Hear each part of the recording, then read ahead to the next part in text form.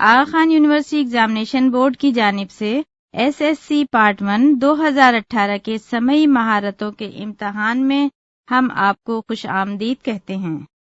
اس جز کا کل دورانیہ 25 منٹ ہے اور اس کے کل نمبر 16 ہیں۔ آپ کو 2 اقتباسات سنائے جائیں گے، ہر اقتباس 2 بار سنایا جائے گا۔ پہلے اقتباس نمبر 1 کو غور سے سنیے اور پھر اس اقتباس سے متعلق 8 سوالات کو پڑھنے کے لیے 2 منٹ کا وقفہ ہوگا۔ اس کے بعد آپ اقتباس نمبر 1 دوبارہ سنیں گے اور اپنے جوابات جوابی وقت پر موجود 4 دائروں میں سے ایک صحیح دائرے کو پر کر کے دیں گے۔ اس اقتباس کے سوالات کو حل کرنے کے لیے آپ کو 3 منٹ کا وقت دیا جائے گا۔ اس کے فوراً بعد آپ اقتباس نمبر 2 سنیں گے اور اس کے بعد اقتباس نمبر 2 سے متعلق سوالات کو پڑھنے کے لیے 2 منٹ کا وقفہ دیا جائے گا۔ اس کے بعد آپ اقتباس نمبر 2 دوبارہ سنیں گے اور اپنے جوابات جوابی وقت پر 4 دائروں میں سے ایک صحیح دائرے کو پر کر کے دیں گے۔ اس اقتباس کے سوالات کو حل کرنے کے لیے آپ کو 3 منٹ کا وقت دیا جائے گا۔ اقتباس نمبر 1۔ چچا چھکن نے ایک خط لکھا۔ وثوق سے کہنا بڑا مشکل ہے کہ چچا چھکن جب کسی کام میں ہاتھ ڈالتے ہیں تو اس وقت ان کی ذہنی کیفیت کیا ہوتی ہے۔ اب آج ہی کا واقعہ ہے کہ چچی کو ایک دعوت نامے کا جواب لکھنے کی ضرورت پیش آئی۔ بات یوں ہوئی کہ صبح کے وقت چچی دالان میں چارپائی پر بیٹھی بچوں کو چائے پلا رہی تھی۔ چچا چائے سے فارغ ہو کر صحن میں اکڑوں بیٹھے حقہ پی رہے تھے۔ ایک گائے خریدنے کی ضرورت اور اس کے متوقع فوائد و نقصانات کے انفرادی و اجتماعی نتائج کے متعلق چچی کو معلومات بخشی جا رہی تھیں۔ اتنے میں باہر دروازے پر کسی نے آواز دی۔ بندو بھاگتا ہوا گیا اور ایک خط لے کر واپس آیا۔ چچی پرچ سے چھٹن کو چائے پلا رہی تھی۔ خط لا کر ان کے قریب رکھ دیا۔ اتنے میں پرچ کی چائے ختم ہوئی اور چچی خط اٹھا لائیں۔ چچا نے 10 مرتبہ پوچھ ڈالا، کس کا خط ہے؟ کہاں سے آیا ہے؟ کس نے بھیجا ہے؟ کیا بات ہے؟ چچی چڑ گئی۔ توبہ ہے، کھولنے پائی نہیں اور سوالات کا تانتا باندھ دیا۔ مجھے غیب کا علم تو آتا نہیں کہ بغیر دیکھے بتاؤں خط کس کا ہے۔ چچا کچھ خفیف سے ہو گئے۔ بھلا صاحب، خطا ہوئی کہ پوچھا، ہماری بلا سے کسی کا بھی ہو۔ یہ کہہ کر بے نیازی سے سر موڑ جلد جلد حقے کے کش لینے لگے۔ بندو نے کہا، بیگم صاحب، آدمی جواب کے انتظار میں ہے۔ یہ سن کر چچا سے بیٹھا نہ گیا۔ 4-5 کش لے کر اٹھ کھڑے ہوئے، کرتے میں ہاتھ ڈال پیٹ کھجاتے رہے، پھر بے تکلفی کے انداز میں ٹہلتے ہوئے باہر گئے۔ چند منٹ بعد واپس آئے۔ کچھ دیر بے ترتیبی سے ٹہلے، منتظر تھے کہ چچی مخاطب کریں۔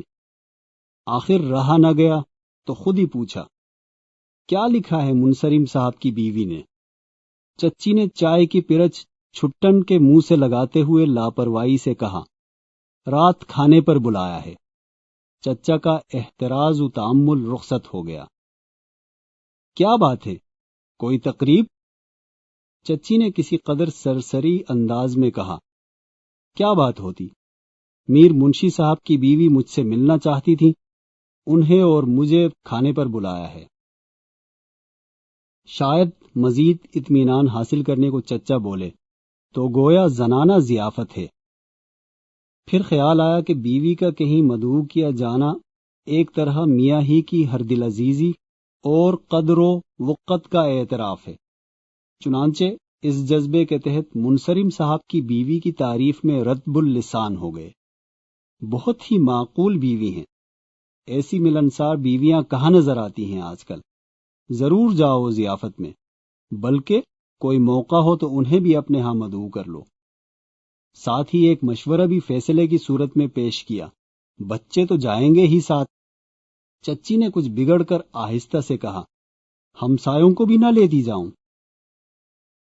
اب سوال نمبر 1 تا 8 جو صفحہ نمبر 2 اور 3 پر ہیں، پڑھنے کے لیے آپ کو 2 منٹ دیے جاتے ہیں۔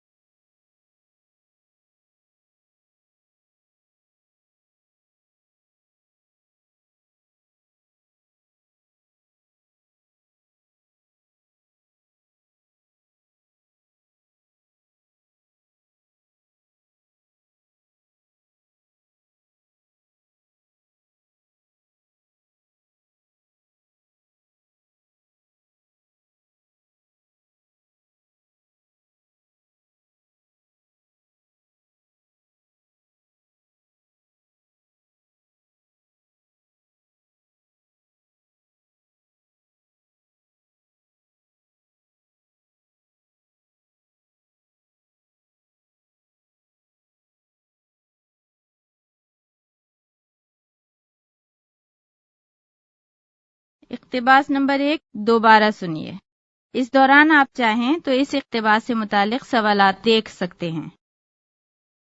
چچا چھکن نے ایک خط لکھا۔ وثوق سے کہنا بڑا مشکل ہے کہ چچا چھکن جب کسی کام میں ہاتھ ڈالتے ہیں تو اس وقت ان کی ذہنی کیفیت کیا ہوتی ہے۔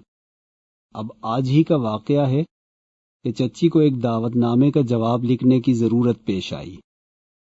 بات یوں ہوئی کہ صبح کے وقت چچی دالان میں چارپائی پر بیٹھی بچوں کو چائے پلا رہی تھی۔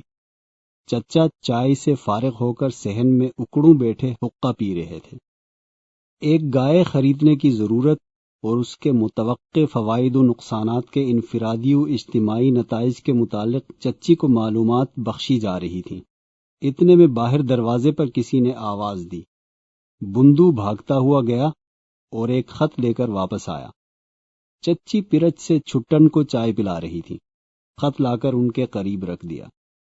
اتنے میں پرچ کی چائے ختم ہوئی اور چچی خط اٹھا لائیں۔ چچا نے 10 مرتبہ پوچھ ڈالا، کس کا خط ہے؟ کہاں سے آیا ہے؟ کس نے بھیجا ہے؟ کیا بات ہے؟ چچی چڑ گئیں۔ توبہ ہے، کھولنے پائی نہیں اور سوالات کا تانتا باندھ دیا۔ مجھے غیب کا علم تو آتا نہیں کہ بغیر دیکھے بتاؤں خط کس کا ہے۔ چچا کچھ خفیف سے ہو گئے۔ بھلا صاحب، خطا ہوئی کہ پوچھا، ہماری بلا سے کسی کا بھی ہو۔ یہ کہہ کر بے نیازی سے سر موڑ جلد جلد حقے کے کش لینے لگے۔ بندو نے کہا، بیگم صاحب، آدمی جواب کے انتظار میں ہے۔ یہ سن کر چچا سے بیٹھا نہ گیا۔ 4-5 کش لے کر اٹھ کھڑے ہوئے، کرتے میں ہاتھ ڈال پیٹ کھجاتے رہے، پھر بے تکلفی کے انداز میں ٹہلتے ہوئے باہر گئے۔ چند منٹ بعد واپس آئے۔ کچھ دیر بے ترتیبی سے ٹہلے، منتظر تھے کہ چچی مخاطب کریں۔ آخر رہا نہ گیا تو خود ہی پوچھا، کیا لکھا ہے منصرم صاحب کی بیوی نے؟ چچی نے چائے کی پرچ چھٹن کے منہ سے لگاتے ہوئے لاپرواہی سے کہا، رات کھانے پر بلایا ہے۔ چچا کا احتراز و تأمل رخصت ہو گیا۔ کیا بات ہے؟ کوئی تقریب؟ چچی نے کسی قدر سرسری انداز میں کہا، کیا بات ہوتی؟ میر منشی صاحب کی بیوی مجھ سے ملنا چاہتی تھی، انہیں اور مجھے کھانے پر بلایا ہے۔ شاید مزید اطمینان حاصل کرنے کو چچا بولے تو گویا زنانہ ضیافت ہے۔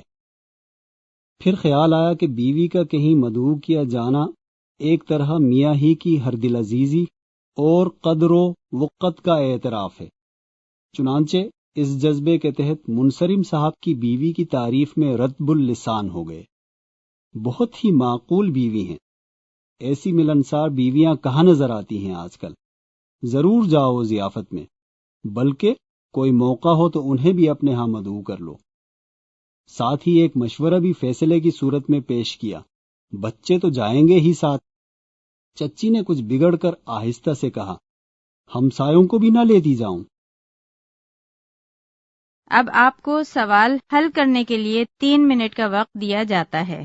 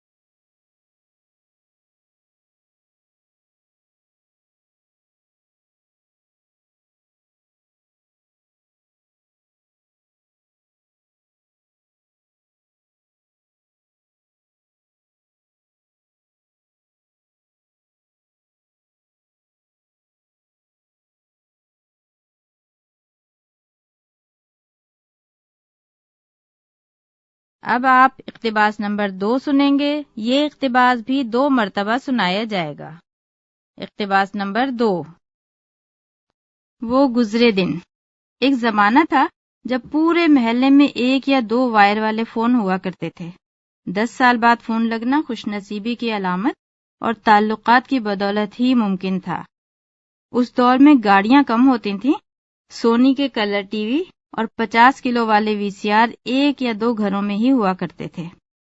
ایک ہی چینل پی ٹی وی، شام 4 سے 5 بجے بچوں کے پروگرام، 8 بجے ڈرامہ اور 9 بجے خبریں۔ وارث، انکہی اور تنہائیاں جیسے ڈراموں کے وقت گلیاں سنسان، جمعرات ہاف ڈے اور جمعہ چھٹی ہوتی تھی۔ نئے کپڑے بقرعید، شادی بیاہ اور صرف ضرورت کے مطابق بنائے جاتے تھے۔ عید کے دن ایک رنگ اور ایک تھان سے خاندانی درزی یا پھر اکثر نانی کے ہاتھوں سلے کپڑے پہننے کا رواج عام تھا۔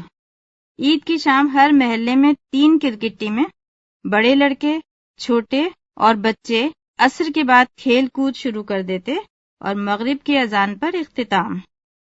سردیوں میں رات کو بیڈمنٹن، اولمپکس وغیرہ کے زمانے میں ہاکی بھی کھیلی جاتی تھی۔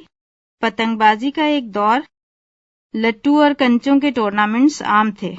گرمیوں کی چھٹیوں میں دوپہر کو پٹھواری بھی ہوا کرتی تھی۔ کیا دور تھا، سب کو سب کی فکر، سب کو سب کا خیال۔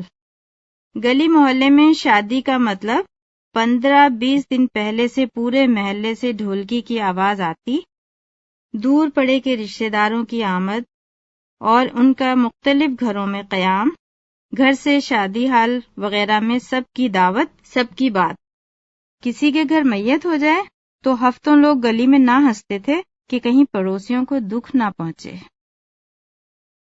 اب سوال نمبر 9 تا 16 جو صفحہ نمبر 4 اور 5 پر ہیں، پڑھنے کے لیے آپ کو 2 منٹ دیے جاتے ہیں۔ آپ سے جب تک کہا نہ جائے آپ صفحہ نمبر 5 نہیں الٹیں گے۔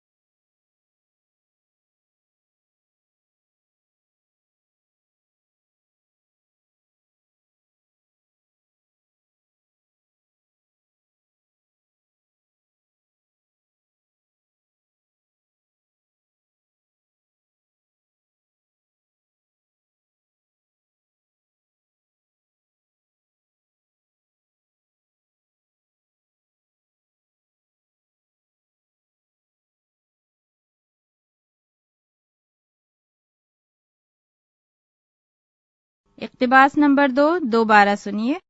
اس دوران آپ چاہیں تو اس اقتباس سے متعلق سوالات دیکھ سکتے ہیں۔ وہ گزرے دن۔ ایک زمانہ تھا جب پورے محلے میں 1 یا 2 وائر والے فون ہوا کرتے تھے۔ 10 سال بعد فون لگنا خوش نصیبی کی علامت اور تعلقات کی بدولت ہی ممکن تھا۔ اس دور میں گاڑیاں کم ہوتی تھیں، سونی کے کلر ٹی وی اور 50 کلو والے وی سی آر 1 یا 2 گھروں میں ہی ہوا کرتے تھے۔ ایک ہی چینل PTV شام 4 سے 5 بجے بچوں کے پروگرام، 8 بجے ڈرامہ اور 9 بجے خبریں۔ وارث، انکہی اور تنہائیاں جیسے ڈراموں کے وقت گلیاں سنسان، جمعرات ہاف ڈے اور جمعہ چھٹی ہوتی تھی۔ نئے کپڑے بقرعید، شادی بیاہ اور صرف ضرورت کے مطابق بنائے جاتے تھے۔ عید کے دن ایک رنگ اور ایک تھان سے خاندانی درزی یا پھر اکثر نانی کے ہاتھوں سلے کپڑے پہننے کا رواج عام تھا۔ عید کی شام ہر محلے میں 3 کرکٹ ٹیمیں، بڑے لڑکے، چھوٹے اور بچے عصر کے بعد کھیل کود شروع کر دیتے اور مغرب کی اذان پر اختتام۔ سردیوں میں رات کو بیڈمنٹن، اولمپکس وغیرہ کے زمانے میں ہاکی بھی کھیلی جاتی تھی۔